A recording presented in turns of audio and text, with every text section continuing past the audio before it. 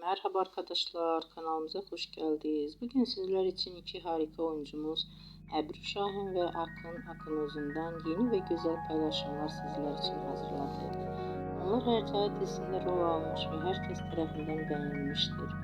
Biz de sizler için onların güzel ve romantik karelerini hazırladık. Bu videoların devamlı gelmesini istiyorsanızsa kanalımıza abone olup yorum yazmayı unutmayalım. Hələlik bizden bu kadar.